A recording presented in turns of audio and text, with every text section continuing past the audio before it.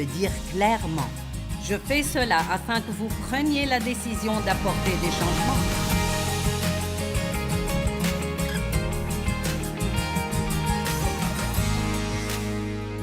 Si vous voulez enlever un peu de stress de votre vie, ralentissez. Si vous prenez des notes, écrivez, ralentissez et vous devriez peut-être faire 10 ou 20 signes et les mettre partout dans votre maison. Doucement, doucement, doucement, doucement. Amen? Ma famille me taquine, même si ce n'est vraiment pas drôle.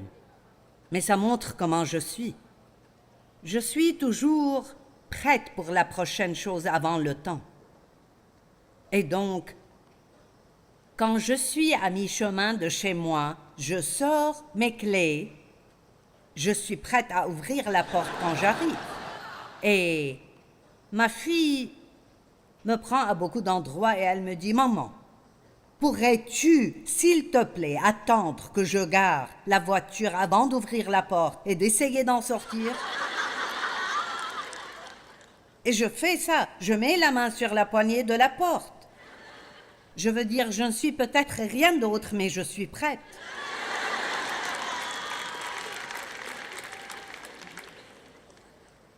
Une fois, je n'y prêtais aucune attention. Et nous louons des voitures ici et là, nous louons beaucoup de voitures blanches.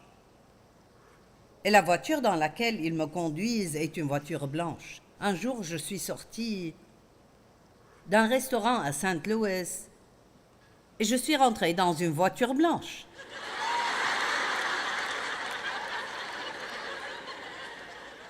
Et je suis montée dans la voiture de quelqu'un qui me connaissait à cause de la télé. Ça lui a fait peur. Elle a fait « Ah !» Donc, vous savez, je fais des trucs et j'aurais aimé être comme Dave, mais je ne le suis pas. Pas du tout. Et merci. Dieu me fait vous ressembler pour que vous puissiez vous identifier à moi. Vous savez.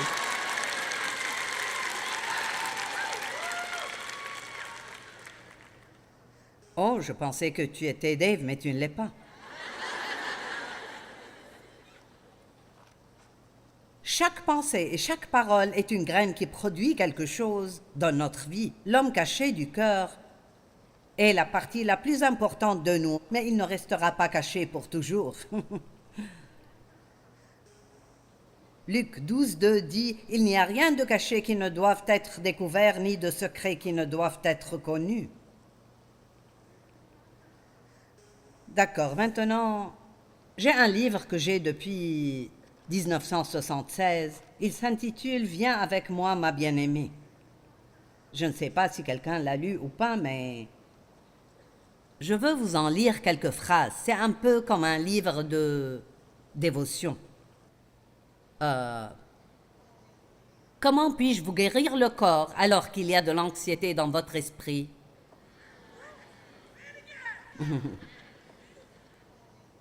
Comment puis-je vous guérir le corps alors qu'il y a de l'anxiété dans votre esprit?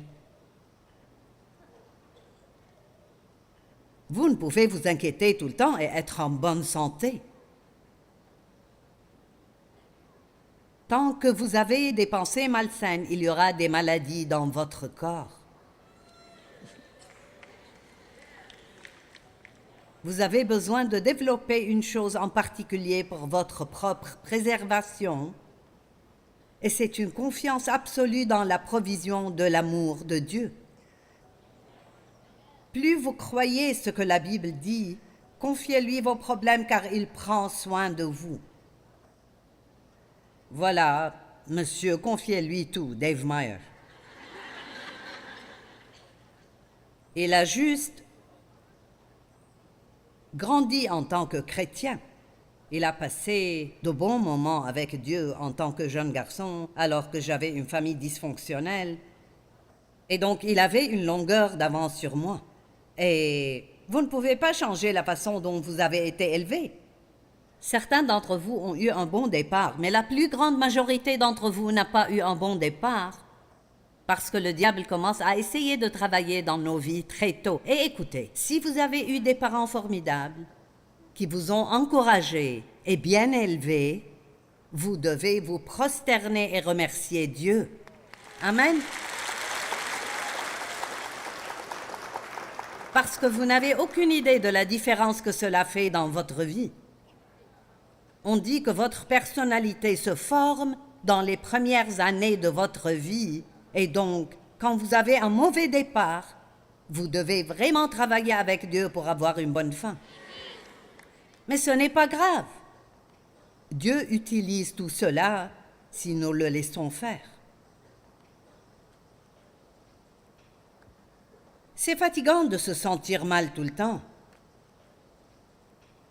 Dieu veut que nous nous sentions bien pour que nous puissions être énergiques et passionnés et vivre pleinement notre vie. Quand vous êtes stressé, cela vous rend grincheux et difficile à vivre, et ça vous donne des maux de tête et toutes sortes de problèmes. Et nous courons chez le médecin, nous prenons une autre ordonnance et une autre, et puis ils commencent tous à se battre entre eux. Allez. Voilà. Venez à moi, vous tous qui êtes fatigués et courbés sous un fardeau, et je vous donnerai du repos. Ce n'est que lorsque votre esprit est au repos que votre corps peut développer la santé. Donc, si vous êtes malade et vous essayez de travailler avec Dieu pour vous rétablir, l'une des choses que vous devez apprendre à faire est de ne pas vous inquiéter, même concernant votre santé.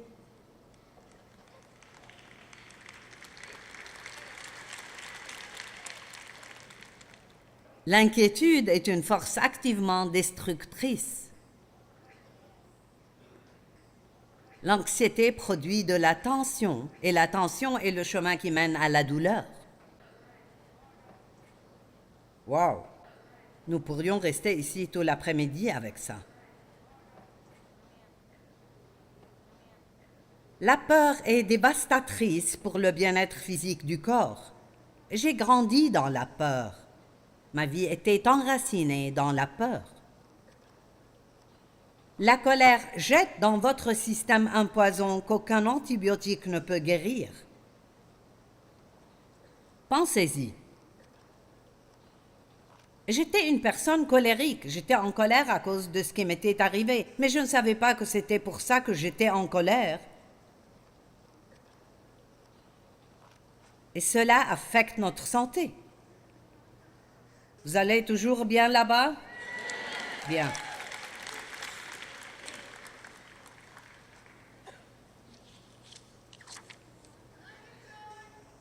Merci, je vous aime aussi. Continuez à m'aimer à travers ça. D'accord. Proverbe 14:30, je vais vous le prouver à partir de la parole. Un cœur et une pensée paisibles sont la vie et la santé du corps. Qu'est-ce que je disais?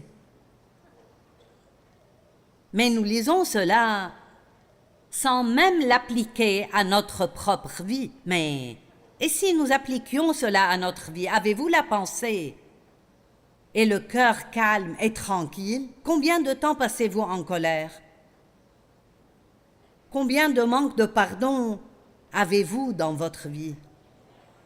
Combien vous dépêchez-vous? Combien de stress avez-vous? Que passez-vous du temps à faire dans votre vie qui ne porte aucun fruit et que vous pourriez arrêter et vous donner plus de temps? Mais vous ne le faites pas pour une certaine raison. Plus vous le faites, plus vous devenez accro à cela. Et bientôt, vous ne pouvez plus rien faire d'autre. Vous ne savez plus comment vous reposer parce que c'est comme si le repos était ennuyeux.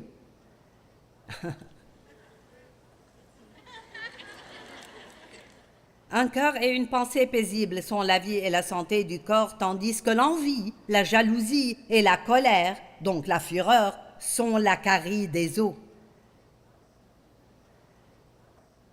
Wow! Quelles sont les émotions négatives qui peuvent affecter votre santé? J'ai en fait une belle petite liste ici. La colère, la jalousie, l'envie, l'apitoiement sur soi, le manque de pardon, la haine, le ressentiment, la peur, l'amertume, le découragement, le désespoir, la détresse, le mécontentement, les plaintes, le jugement, l'esprit critique. Juste pour commencer. Votre énergie physique est un don de Dieu qui vous a été confié pour être utilisé pour sa gloire. C'est un péché de prendre ces dons et les dissiper par les trappes des mauvaises émotions et d'un tempérament aigre. Ne soyez pas une personne difficile. C'est mieux de ne pas avoir ce que vous voulez et de rester heureux. Allez. Il vaut mieux ne pas obtenir ce que vous voulez et rester gentil et heureux plutôt que de vous disputer pour essayer d'obtenir ce que vous voulez. Et je me parle à moi-même aussi. Je ne sais pas comment vous êtes, mais je veux manger là où je veux manger. Je veux regarder ce que je veux regarder à la télé.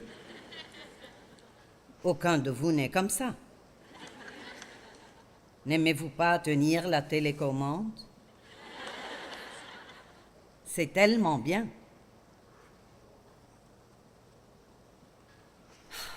Vous ne pouvez pas risquer de donner la liberté à vos pensées.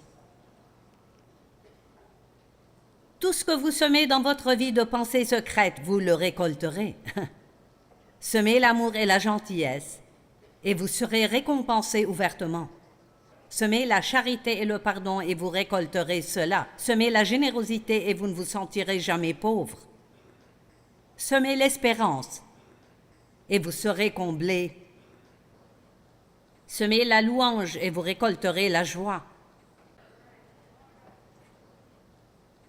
Semez généreusement, et vous récolterez abondamment.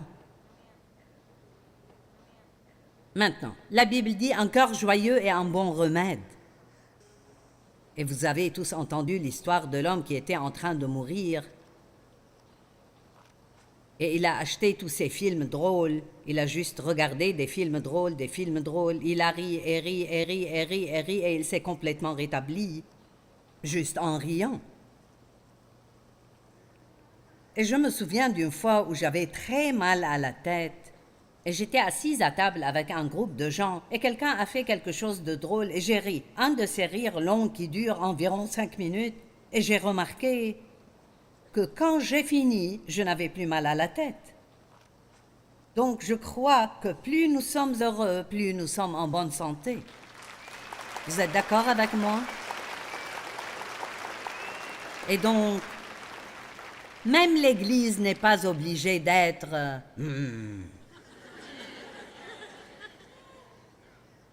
Nous sommes dans la maison de Dieu. Amen. Oh mon Dieu, si vous allez en ligne, ne cherchez pas tous les ragots, cherchez les trucs drôles. Il y a certaines des choses les plus mignonnes là-bas sur les enfants, des choses qui vous feraient rire à haute voix assis tout seul. Revenons au Proverbe 17, 22. Un cœur joyeux est un bon remède, mais un esprit abattu dessèche les os. Il parle beaucoup d'os dans la Bible. Alors, mais vos os, si vous avez des problèmes dans vos os, alors vous avez des problèmes dans votre chair. Un esprit brisé est un esprit triste, abattu, déprimé, vaincu, désespéré ou découragé.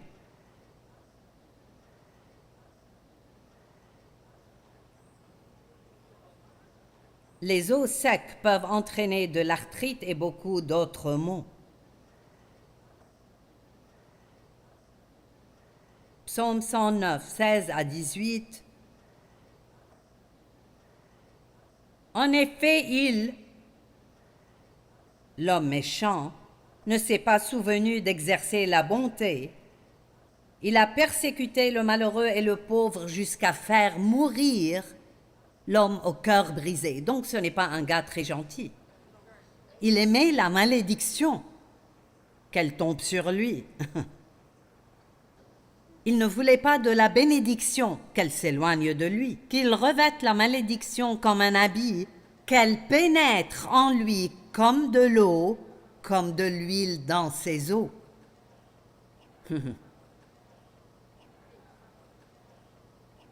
Les os représentent la force, la fermeté et la solidité du corps. Une personne décrite comme ayant des os faibles serait quelqu'un de faible, de malade ou qui se sent toujours mal.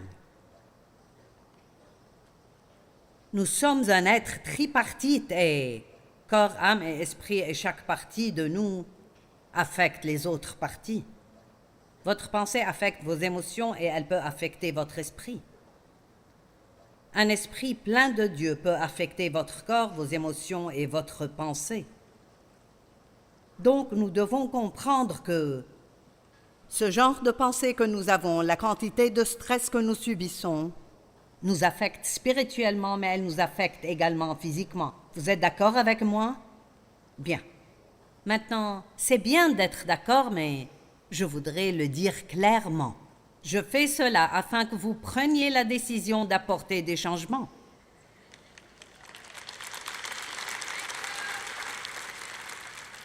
Si vous ne faites aucun changement, rien ne changera. Vous pouvez écouter le message, vous pouvez le souligner dans votre Bible, vous pouvez...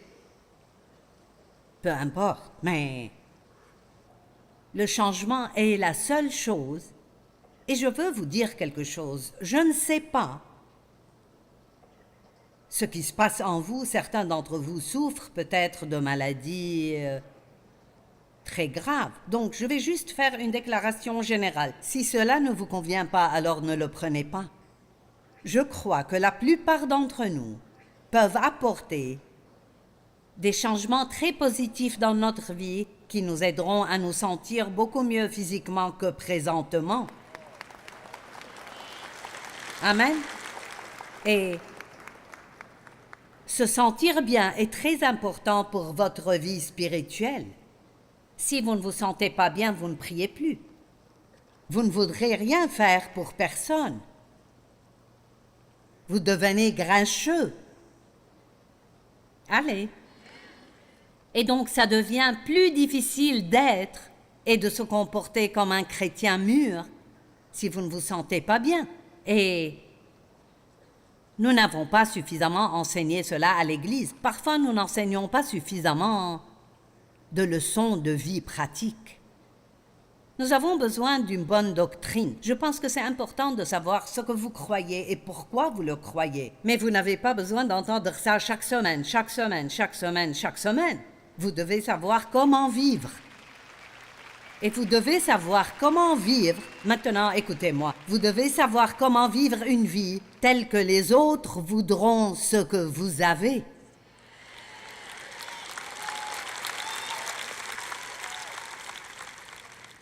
Vous n'êtes pas obligé d'aller prêcher à tout le monde. Soyez simplement un chrétien. Vous pouvez aller à l'église et avoir un autocollant sur votre voiture et une croix autour du cou et un tatouage de Jésus. Vous pouvez avoir tout ça, vous savez. Il y a une histoire dans la Bible que j'aime vraiment. Jésus, elle dit qu'il avait faim et qu'il a vu un figuier au loin et il y avait des feuilles. Et il est allé chercher quelque chose à manger, mais il n'y avait pas de fruits. Alors il a maudit le figuier. Je me sentais désolée pour ce figuier. Je pensais, ce n'était pas sa faute s'il n'a pas de fruits. Mais il y a une note dans la Bible amplifiée en bas, et elle dit que le figuier, quand il a des feuilles, est censé porter des fruits.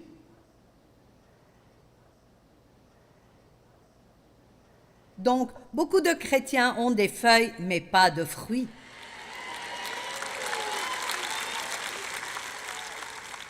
Ils ont l'autocollant, ils vont à l'église. Ils peuvent même prendre leur Bible au travail avec eux pour avoir l'air spirituel et se distinguer des autres déjeuners en lisant leur Bible. Cela fait que les gens détestent encore plus l'idée de servir Dieu parce qu'ils pensent qu'on ne peut pas s'amuser, ni rire, ni même sourire. Nous devons agir normalement, et je ne veux pas dire comme un pécheur agirait, mais nous devons juste. Nous sommes des gens. Et plus vous êtes heureux, plus les gens voudront ce que vous avez.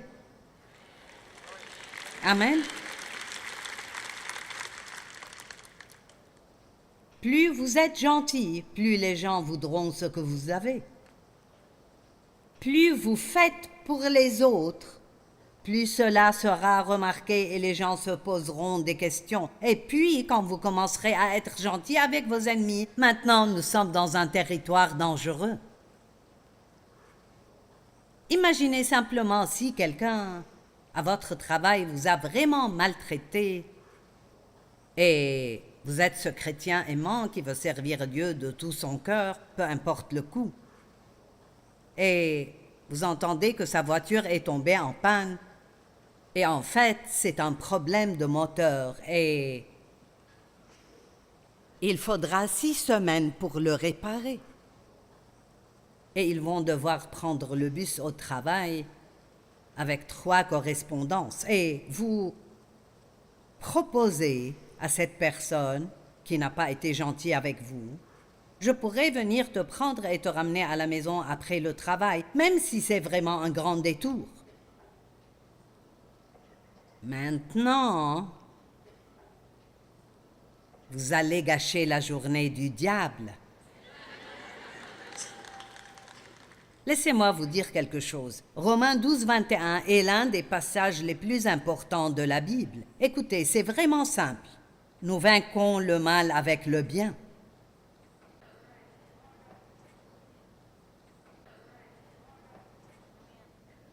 Vous rencontrez quelqu'un que vous êtes supposé aimer, vous ne les avez pas appelés depuis 3 ans. Je n'ai plus eu de tes nouvelles, j'étais juste occupée. Non, vous ne vouliez pas les appeler.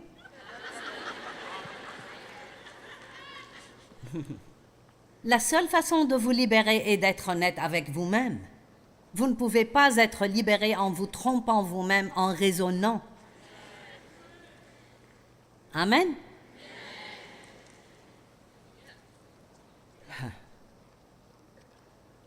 Bougez donc un peu. Quand j'ai commencé à m'exercer, Seigneur, quelle histoire!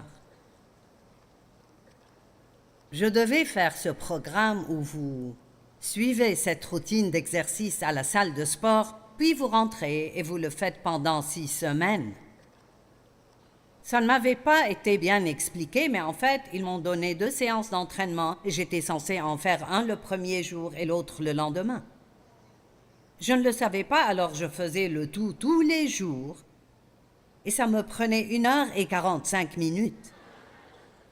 Et j'avais tellement mal que je devais tomber sur la toilette et prier pour pouvoir me relever.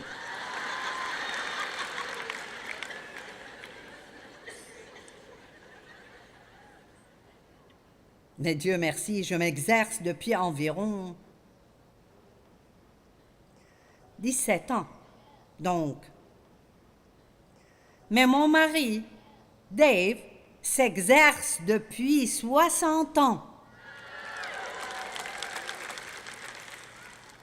Certains d'entre vous diraient, j'aimerais ressembler à Dave quand j'aurai son âge. Eh bien, il devait travailler.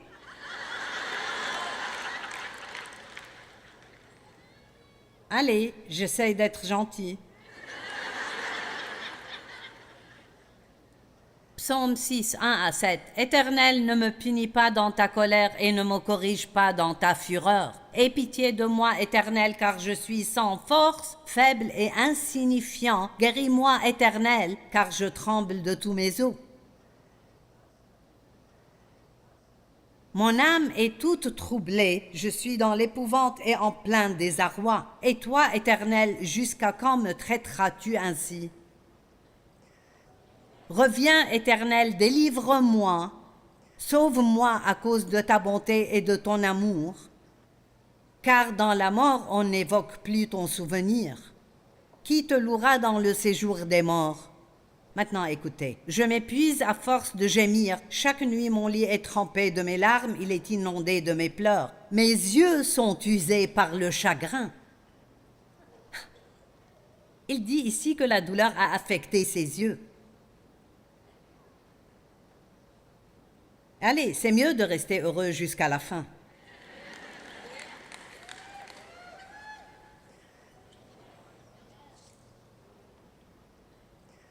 Psaume 32, 3. Tant que je me taisais, avant de confesser, mon corps dépérissait, je gémissais toute la journée. L'une des meilleures choses que vous puissiez faire au monde, c'est être honnête avec Dieu. N'ayez pas de péché dans votre vie que vous essayez de lui cacher. Sortez-le, sortez-le, la confession le sortira de vous. Et si vous le faites, ça l'empêchera de vous ronger. Je pense que nous manquons quelque chose dans ce verset de Jacques qui dit « Avouez-vous vos fautes les uns aux autres afin d'être guéris ».